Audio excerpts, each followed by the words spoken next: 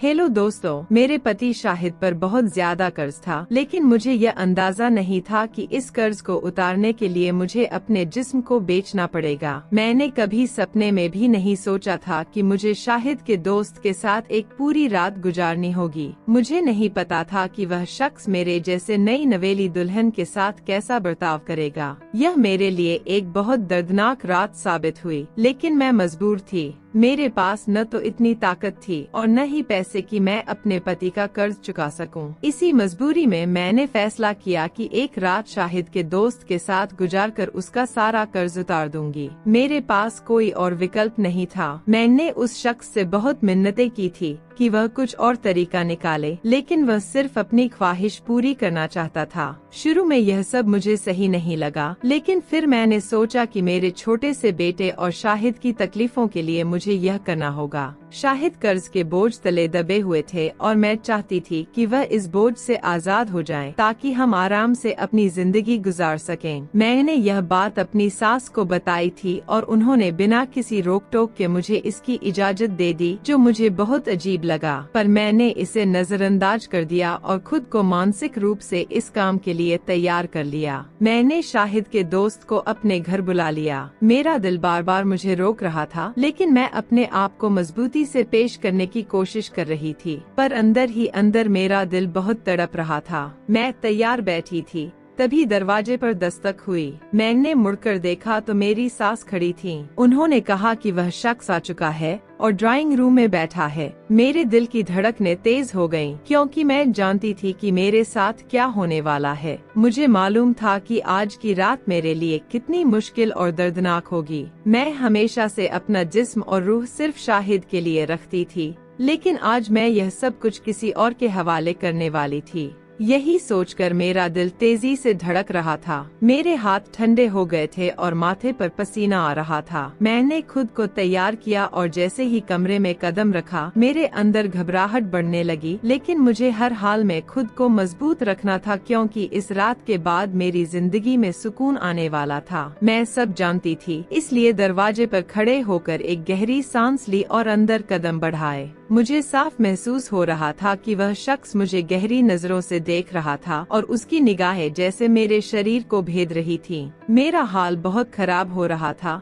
मैं खामोशी से उसके सामने वाले सोफे पर बैठ गई। वह भी आकर मेरे सामने बैठ गया। मैंने घबराकर उसकी तरफ देखा और उसने कहा, जब तुम सब जानती हो तो आज की रात का मामला क्या है? इतनी दूर क्यों बैठी हो? इससे पहले कि मैं कुछ कह पाती, उसने मेरा हाथ पकड़ा और एकदम से खींचने लगा। मेरे दिल की धड़कन तेज हो गई, जैसे मुझे अतीत की बातें याद आने लगीं। मैं बहुत रोना चाह रही थी, पर आंसुओं को रोकने की कोशिश कर रही थी, लेकिन वे बहने लगे। उसने जब मुझे रोते देखा तो मेरी तरफ देखा और पूछा, क्या हुआ? क्यों रो रही हो? जो करना था वह तो हो चुका है, अब इसे दिखाने की कोई जरूरत नहीं। उसकी आवाज में जरा भी नरमी नहीं थी। मैंने उसकी तरफ देखा और रुंधी हुई आवाज में कहा, मैं जानती हूँ कि मैंने अपने फर्ज में कमी नहीं की। मैं हमेशा शाहिद की वफादार रहना चाहती थी, लेकिन अपनी और शाहिद की जिंदगी में सुकून लाने के लिए ही मैं इस सब पर मजबूर हुई हूँ। मेरी बात सुनकर उसने एक गहरी सांस ली और कहा, मुझे तुम्हारे रोने धोने से कोई मतलब नहीं। मुझे तो सिर्फ अपनी तलब पूरी करनी है। चलो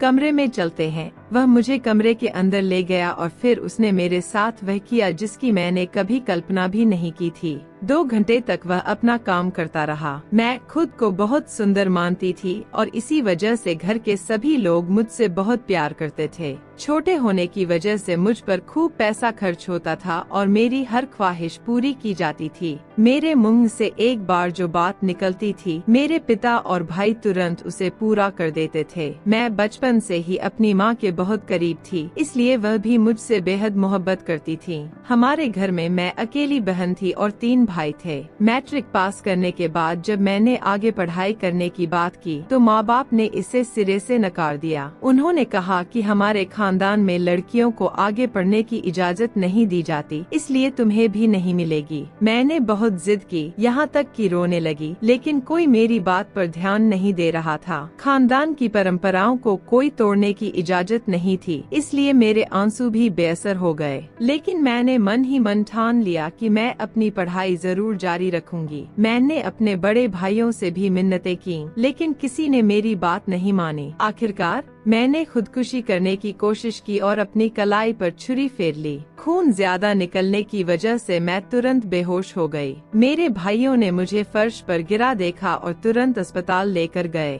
वहां जाकर बहुत मुश्किलें हुई, यहाँ तक कि मामला पुलिस केस तक पहुँच गया, क्योंकि यह खुदकुशी का मामला था। जैसे तैसे मेरे भाइयों ने मामला सुलझाया, लेकिन मेरी हालत बहुत खराब थी। खून बहुत ज्यादा बह चुका था और सब लोग बहुत डर गए थे। मेरी माँ बाप की हालत खराब हो गई थी, क्योंकि मैं अभी बहुत छोटी थी और इस उम्र में इतनी बड़ी घटना उनके लिए बहुत भारी थी। मगर मेरी माँ की दुआओं और पिता के आंसुओं ने मुझे मौत के मुंह से वापस खींच लिया। जब मुझे होश आया तो मेरी माँ मुझसे लिपटकर फूट फूट कर रो पड़ी। मैंने जब दरवाजे की तरफ देखा तो शर्मिंदगी से मेरी नजरें झुक गईं। मेरे पिता दरवाजे पर खड़े आंसू बहा रहे थे। मुझे खुद पर बहुत गुस्सा आया कि मैंने इतना बड़ा कदम क्यों उठाया और अपने परिवार को इतनी तकलीफ क्यों दी। मेरी माँ ने रोते हुए कहा, जैसा तुम चाहोगी वैसा ही होगा। मैंने उनसे पूछा, क्या मैं अपनी पढ़ाई जारी रख सकती हूँ? तो उन्होंने बड़े सादगी से कहा, तुमसे बढ़कर हमारे लिए कुछ भी नहीं, खानदान की रवायत भी नहीं। उस वक्त मेरी खुशी का ठिकाना नहीं रहा। मुझे लगा जैसे मुझे नई जिंदगी मिल गई हो।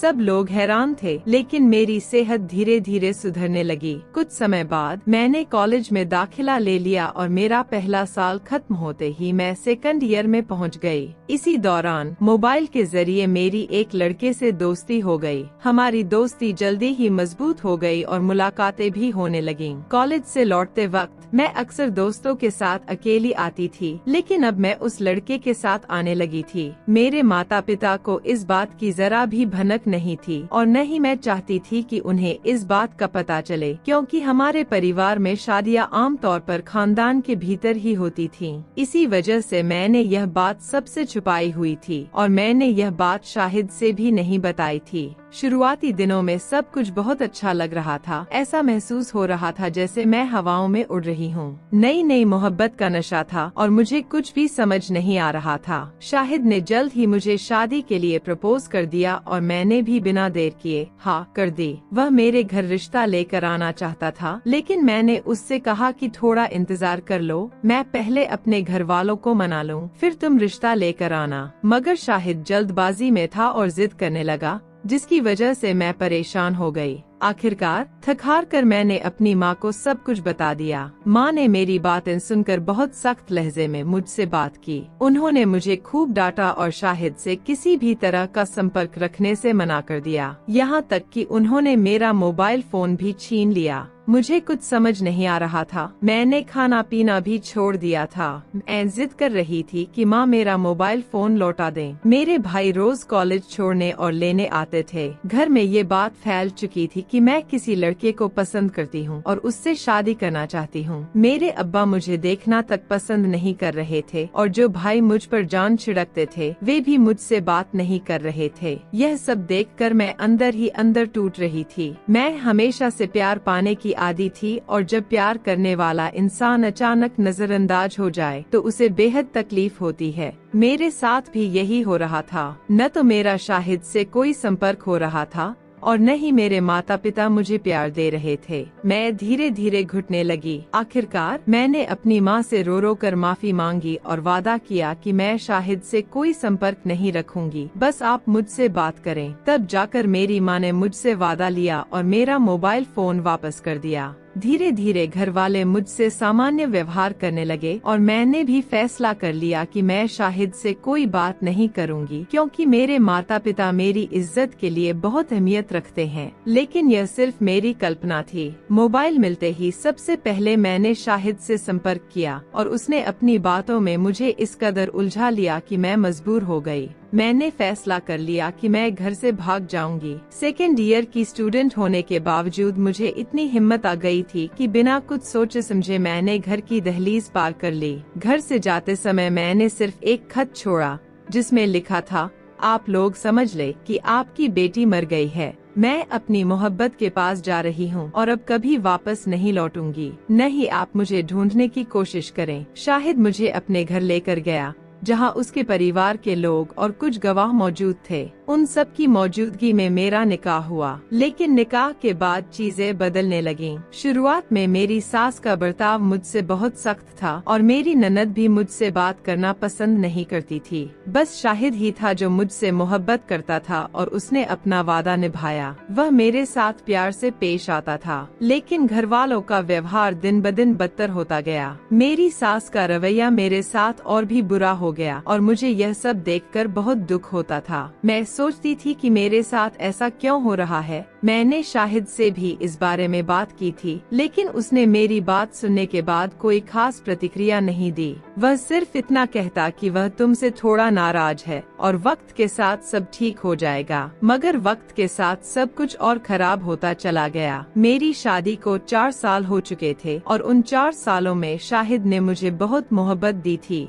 फिर अचानक एक दिन हमें खबर मिली कि शाहिद का एक्सीडेंट हो गया है। उसकी गाड़ी एक पुल से नीचे पानी में गिर गई थी। लोगों ने उसकी लाश को ढूंढने की बहुत कोशिश की, लेकिन उसका कोई पता नहीं चला। शाहिद के इस हादसे ने मुझे पूरी तरह से तोड़कर रख दिया था। इन 4 सालों में हमारा एक बेटा हुआ था, जो मुझे बहुत अजीज था और जिससे मैं बहुत मोहब्बत करती थी। शाहिद के इंतकाल के बाद हमें पता चला कि उसने अपनी मौत से पहले कई लोगों से भारी कर्ज लिया था, जो उसने अपने बिजनेस में लगाया था। बिजनेस में नुकसान होने के कारण सारा पैसा डूब गया था। कुछ लोगों का कर्ज उसने चुका दिया था, लेकिन बहुत सारा कर्ज बाकी था। सबसे ज्यादा पैसा उसके दोस्त इमरान का था, जो हमें बार बार परेशान कर रहा था। मेरी सास इस हालात से बहुत परेशान थी, क्योंकि इमरान ने पुलिस लाने की धमकी दी थी। हमारे पास इतने पैसे नहीं थे कि हम उसे अदा कर पाते। मैंने अपने सारे पैसे और जेवर जो शाहिद ने मेरे लिए बनवाए थे उसे दे दिए, लेकिन फिर भी कर्ज पूरा नहीं चुका। मेरी सास अब पूरी तरह से टूट चुकी थी।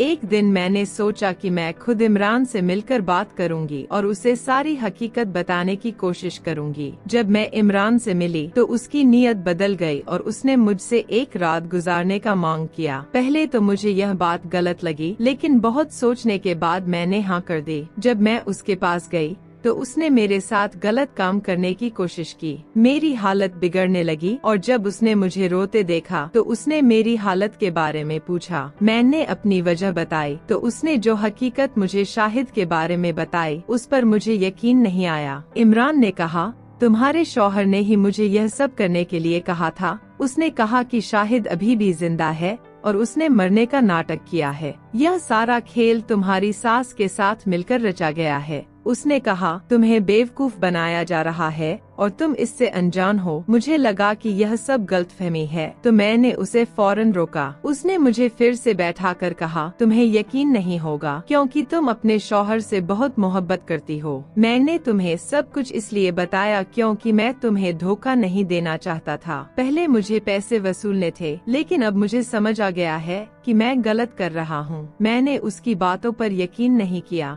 लेकिन उसकी आंखों में सच्चाई थी। इसका मकसद यह था कि तुम इसका कर्ज अदा कर दो और जब तुम्हारी इज्जत ना रहे तो वह तुम्हें तलाक दे दे। जैसे जैसे वह मुझे सच्चाई से रूबरू करवा रहा था, मुझे अपनी सास का रवैया भी समझ में आने लगा कि उन्होंने इतने बड़े मसले पर इतना शोर क्यों नहीं मचाया। मेरे आंसू लगातार बह रहे थे और दिल टूट रहा था, लेकिन उसने मेरी बात मानने के बजाय कहा कि तुम्हारी सच्चाई जानने के बाद तुम्हें यकीन आएगा। उस शख्स ने अपने फोन से एक नंबर डायल किया और स्पीकर पर शाहिद की आवाज सुनाई दी। वह शख्स शाहिद से पूछ रहा था कि वह कहाँ है और मैंने सुना कि वह अभी तक जिंदा है, पानी में नहीं गिरा था। वह शख्स मेरे सामने बैठा और कहने लगा, मैं चाहता था कि तुम्हारी आंखों से मोहब्बत की पट्टी उतार दूं। तुम्हारे शौहर ने मुझे यह सब करने के लिए कहा है ताकि तुम्हें तबाह कर दे और तुम्हें सब कुछ बताकर चला जाए। मेरे दिल का बोझ बढ़ता जा रहा था और हर शब्द के साथ मेरा दिल टूट रहा था। मैंने कहा, हमारी तरह की लड़कियों के साथ यही होता है, वे कहीं की नहीं रहती। उस शख्स ने मेरी बात सुनी और बिना कुछ कहे वहाँ से चला गया। अब मैं सबको यही कहना चाहूँगी कि अपने वालिदैन को सबसे पहली तरजीह दें। किसी भी शख्स के लिए अपने घर को ना छोड़े,